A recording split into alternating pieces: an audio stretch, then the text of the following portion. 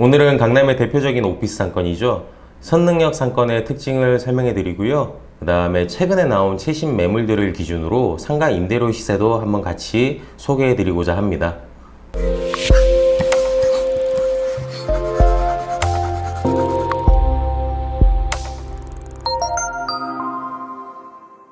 선능력은 지하철 2호선과 분당선을 연결하는 더블 역세권으로 2019년 지하철 월별 승하차 인구 통계 기준으로 한 달에 한 308만 명 정도가 이용을 한다고 합니다.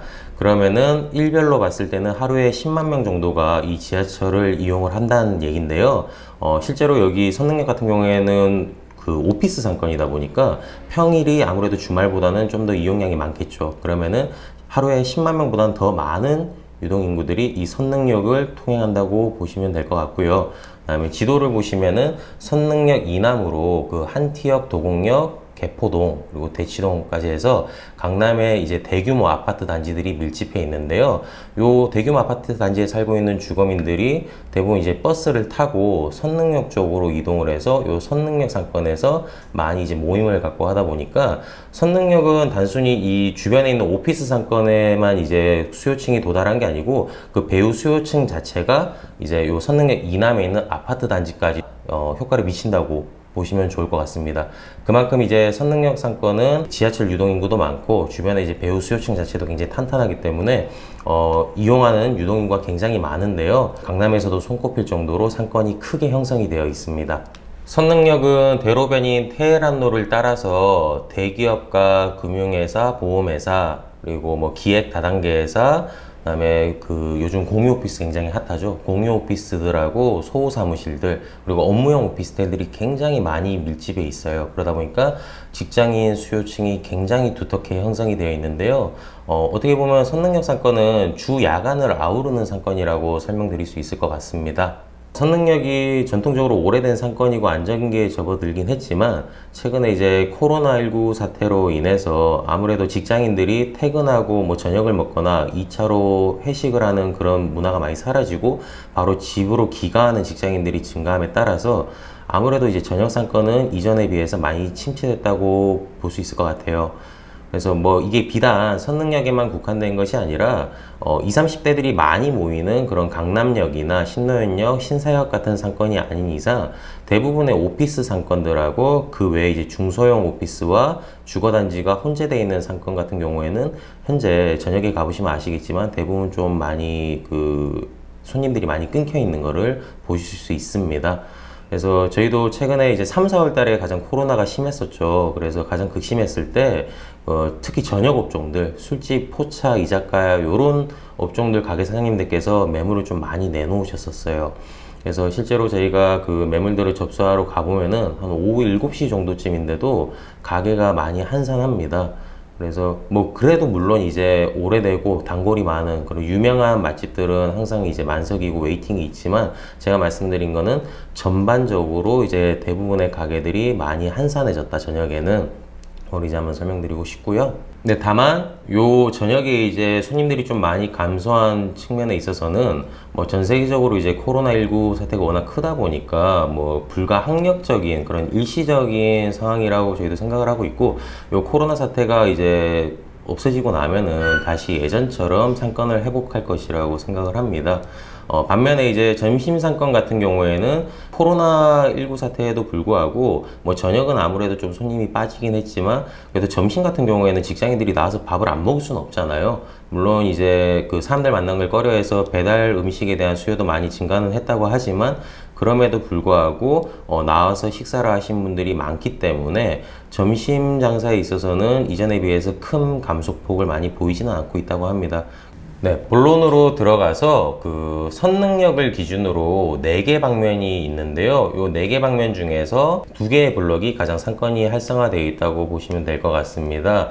첫 번째가 요 르네상스 사거리 상록회관을 기준으로 해서 선능력 5번, 6번 출구까지 이어지는 요 라인이 대표적인 이제 메인 번화가 상권이 되겠고요. 그 다음에 하나 더 그 포스코 사거리에서 포스코 센터 본사가 있는데요. 여기에서부터 그 선능력 1, 2번 출구까지 이어지는 이쪽 상권 블럭이 이제 선능력에서는 가장 대표적인 번화가 상권이라고 말씀드릴 수 있을 것 같습니다. 반면에 그 진선 여중고하고 도송초등학교가 위치해 있는 선능역 3, 4번 출구 같은 경우에는요, 그 다세대 다가구 원룸촌이 아니라 아파트 대단지가 요 대로변에 있는 고층 오피스 빌딩들과 접해 있는 굉장히 특수한 그런 상권입니다. 그래서 강남의 대부분 아파트 대단지들을 보시면 아시겠지만 특정 블록에 아파트들이 모여 있고 대로변 쪽에는 오피스가 많이 없어요. 근데 유일하게 이제 선능력 쪽에만 이제 아파트 단지를 끼고 이제 대형 오피스 빌딩들이 같이 접해 있는 그런 블록 중에 대표적인 블록이라고 보시면 될 것 같고요. 대로변을 따라서 한신 인터밸리 같은 뭐 소사무실, 그리고 뭐 매트라이프 타워, 오렌지 라이프 타워 같은 보험회사들이 다 모여 있고, 그다음에 위어크 타워 같이 공유 오피스들도 있는데, 그만큼 이제 직장인 수요가 있음에도 불구하고 요 상권 자체는 그렇게 크게 활성화가 되어 있지는 않습니다. 그래서 지도를 조금 더 확대해서 보면은 지금 앞에 보이시는 테헤란 아이파크 아파트가 보이실 텐데요. 요 앞에가 이제 이 테헤란 아이파크 주상복합 아파트의 구분 상가들이 이렇게 모여 있어요. 그래서 요 구분 상가를 기준으로 왼편하고 오른편으로 이제 상가들이 조금씩 이제 펼쳐져 있는데 로드뷰로 한 번 더 간략하게 설명을 드리겠습니다. 로드뷰를 보시면은 요게 지금 테헤란 아이파크 주상복합 상가입니다. 그래서 지금 요 지도가 2020년 4월 업데이트된 지도인데 보시면 이제 공실 상가들이 몇 개씩 보여요. 드문드문요. 그래서 지금 요 현재 본 방송을 촬영 중인 6월 달에도 여기 매물들이 몇 개가 나와 있는데 요 상가들 같은 경우에는 기본적으로 10평 기준의 월세가 230에서 250만 원 정도 형성이 되어 있습니다. 근데 실제로 점심시간을 가보시면은 요 상가 바로 앞쪽이 그 고층 오피스 빌딩들이 모여 있음에도 불구하고 이쪽으로는 많이 직장인들이 오지를 않고요. 오히려 요 능연 오피스텔을 따라서 이 좁은 골목들이 이렇게 두 갈래가 있는데 이쪽에 이제 드문드문 중소형 사이즈의 그 음식점들이 한 5-6개 정도 모여 있습니다. 이쪽으로 오히려 좀 많이 이동한 모습을 보여요. 그래서 직장 유동 인구들이 이쪽으로 흘러가는 그런 흐름을 좀 보실 수 있고요.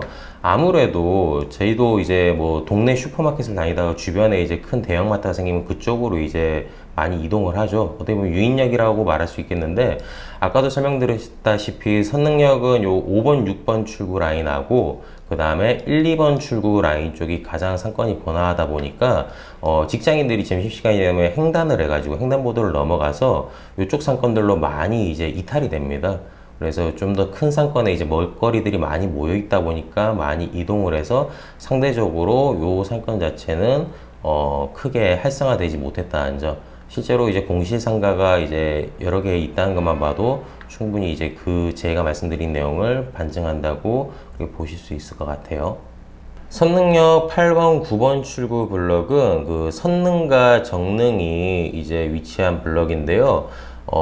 지금 그 대로변 따라서 이제 이쪽도 대기업들이 많이 몰려 있습니다. 그래서 CU 편의점 본사죠. BJF 리테일을 포함해서 다양한 이제 금융권 회사들이 많이 밀집을 해 있는데 요 블록 같은 경우에는 상권이 그렇게 크게 활성화가 되어 있지 않습니다. 아무래도 선능과 정능이 요 블록의 거의 한 대지 면적의 한 절반 이상을 차지하고 있기 때문에 상권이 위로 더 크게 확장하지를 못하고 요 내부에서만 좀 국한되어 있어요.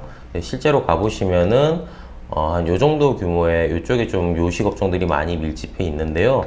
요 상권의 특징이라고 한다면은 아무래도 그 좀 유흥가가 좀 많이 잘 발달이 되어 있어서 유흥주점이나 바 그리고 모텔들이 좀 많이 밀집해 있습니다. 상대적으로 이제 뭐 카페 같은 것들은 그렇게 많지가 않고 프랜차이즈 카페도 많지가 않아요. 요 상권 같은 경우에는요.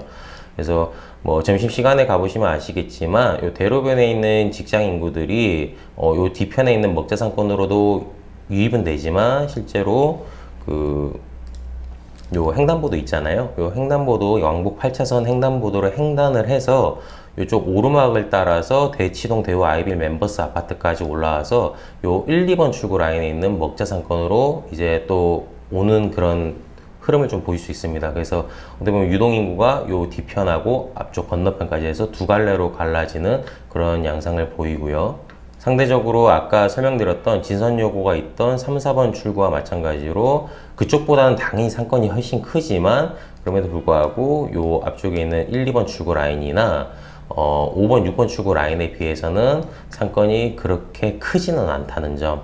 네, 활성화는 돼 있지만 상권의 규모 자체는 그렇게 크지 않다는 점을 한번 설명드리고 싶습니다. 네, 선능력의 메인 번화가 중 한 곳인 그 5번, 6번 출구 라인 같은 경우에는 크게 이제 두 군데로 이제 상권이 좀 형성이 되어 있는데요.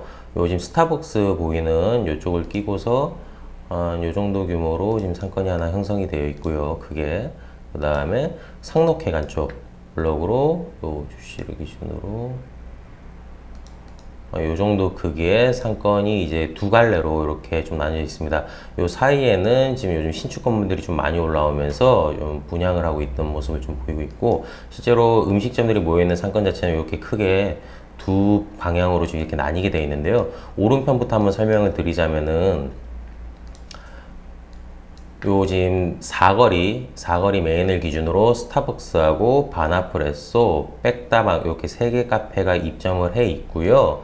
요 왼편보다는 오히려 오른편 쪽으로 이제 좀 상권이 활성화되어 있습니다. 그리고 이 골목 세 갈래가 보이실 텐데, 요 첫 번째 갈래 말고 요 두 번째, 세 번째 골목 갈래에도 골목 깊숙이 음식점들이 많이 모여 있어요. 근데 요 오른쪽 편에 있는 요 상권의 특징이라고 한다면은 로드뷰로 일단 한번 보여드리겠습니다. 10평대 소형 평수 사이즈의 상가들보다는 한 25평에서 한 50평까지 나오는 그런 중형 사이즈의 상가들이 좀 많이 모여 있어요. 그래서 그런 이제 좀 특징이 있고, 그 다음에 또 그런 간판들을 보시면 아시겠지만 대부분 여기 이제 모여있는 요식업들 대부분이 그 육류들이죠. 육류류. 고깃집이나 뭐 곱창집, 족발집, 뭐 양꼬치집 같은 그런 고기류를 파는 업종들이 많이 모여 있습니다. 특히 좀 이 골목 안으로 더 들어가다 보면은 그 뭐 한남대집도 있고 닭갈비집도 있고 고깃집들이 굉장히 많이 모여 있어요. 그리고 소형 사이즈는 많이 없다는 점, 그게 좀 요 블럭의 약간 상권의 좀 특징이라고 설명드릴 수 있을 것 같고요.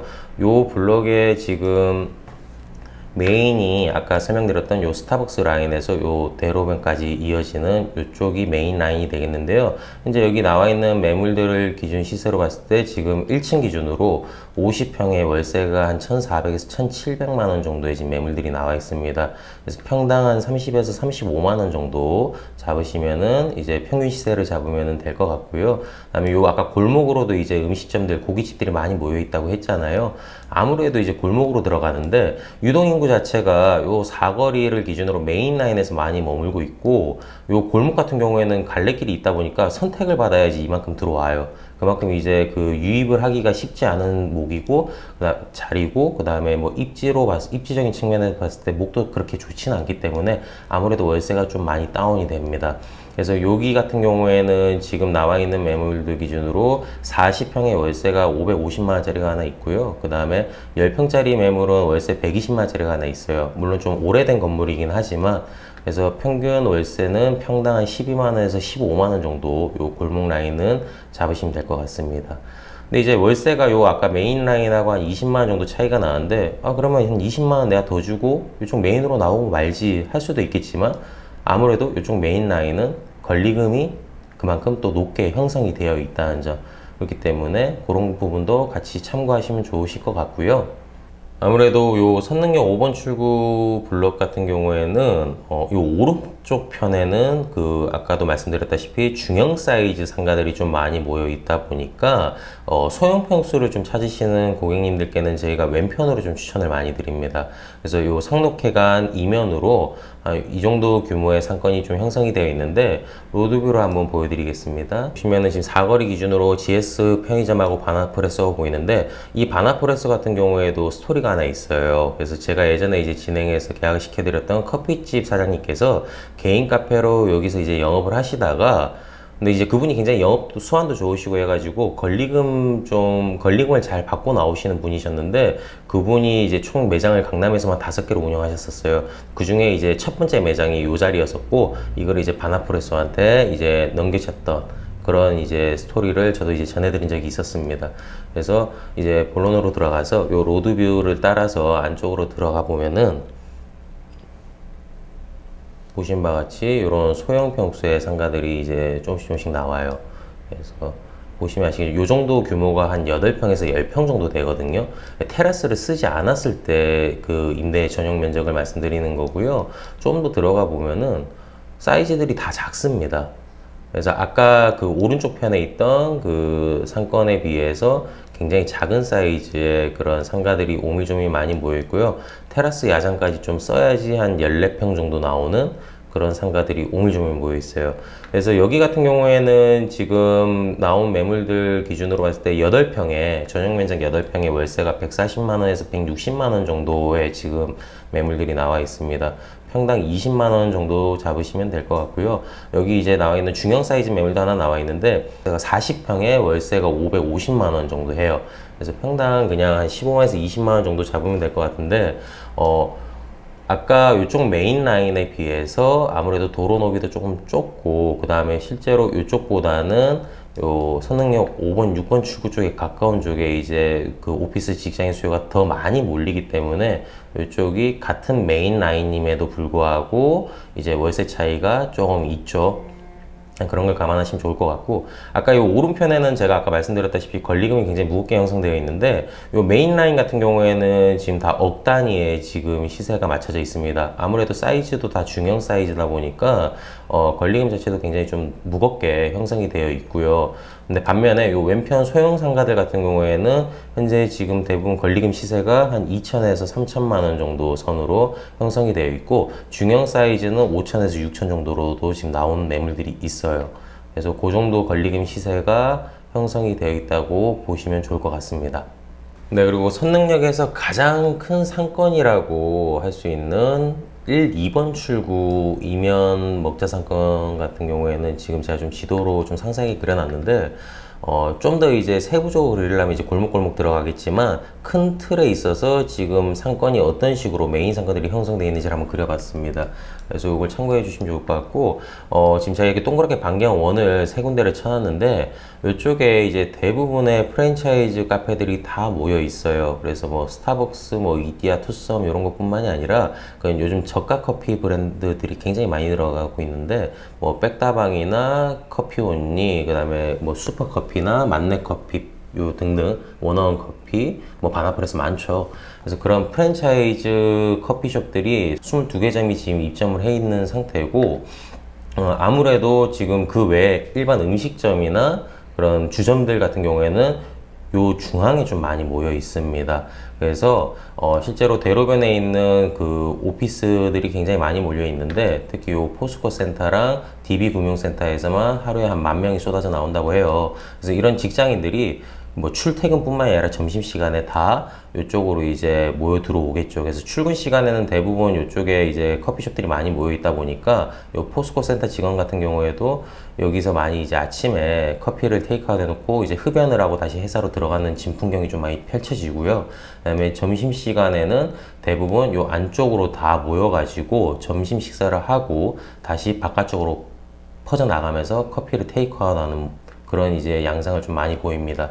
그래서 이쪽에 오른편 같은 경우에는 포스코나 DB금융센터 쪽에서 대부분의 이제 수요층들이 이제 모이게 되고, 요 가운데 아까 말씀드렸던 대치동 대우 아이빌 멤버스 아파트 쪽 라인이 오르막인데, 여기는 오히려 건너편에 있는 상권에서 횡단을 해서 진입을 하는 그쪽 통로이기 때문에 이쪽에도 커피숍이 많이 모여 있어요.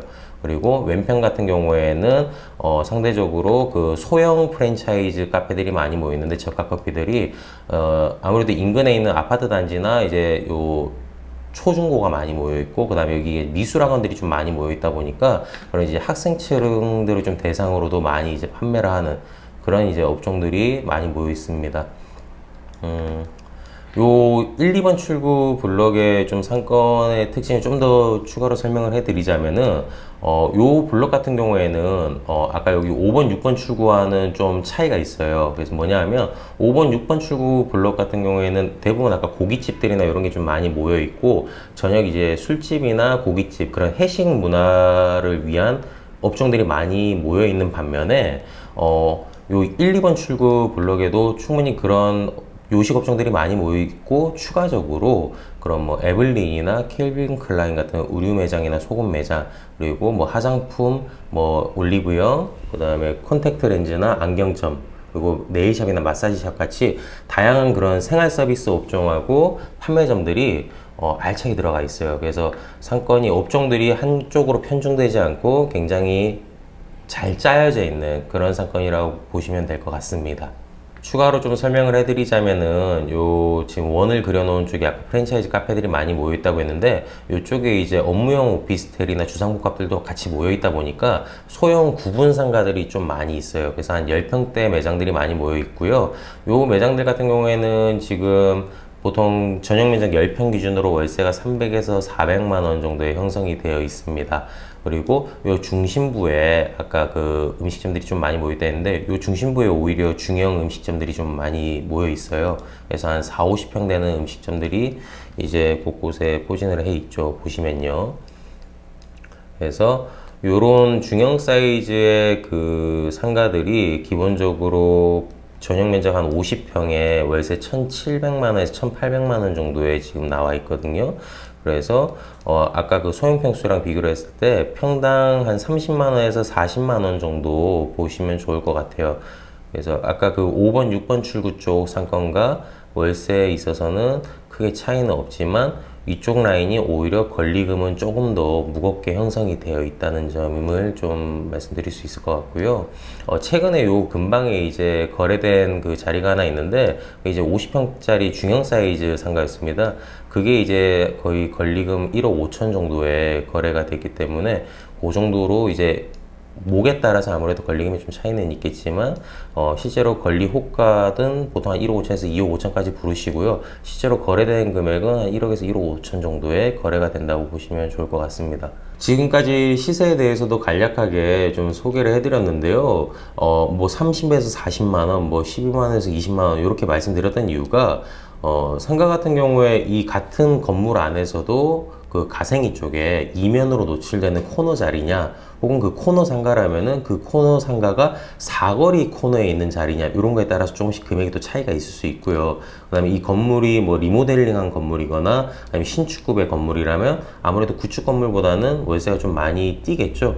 그러다 보니까 제가 말씀드린 시세는 현재 나와 있는 매물들을 기준으로 제가 평균을 냈기 때문에 그 정도의 시세가 형성이 되어 있다는 정도를 참고하시면 좋을 것 같고요. 그 매물 상가 건물이나 혹은 입지라 그러잖아요. 그런 입지에 따라서 조금씩 증감은 있을 수 있다는 점을 좀 참고하시고 검토해 주시면 좋을 것 같습니다.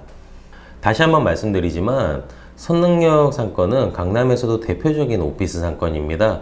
근데 오피스 상권의 특징이라고 한다면 아무래도 주 5일 상권이라는 점. 그래서 주 5일 상권이다 보니까 아무래도 주말에는 굉장히 한산해요. 그래서 평일에는 뭐 점심 저녁 할 것 없이 항상 사람이 바글바글 하지만 주말만 되면은 사람이 많이 직장인들이 이제 출근을 안 하니까 다 빠져버리겠죠. 그러면서 이제 배우지에 있는 뭐 그런 다세대 다가구 빌라촌이나 아파트 단지에 있는 주거민들만 좀 이용하는 정도가 되다 보니까 평일에 비해서는 거의 이제 그 유동인구 자체가 많이 급감하는 그런 양상을 보입니다. 그래서 극과 극의 좀 갭 차이가 좀 많이 큰데요. 그래도 이제 요식업을 기준으로 제가 좀 말씀을 드리고 있긴 한데, 제가 최근에 이제 소국가게 사장님 한 분을 요 근방에서 이제 10년 동안 하셨던 분을 한번 만나뵙고 말씀을 드려봤어요.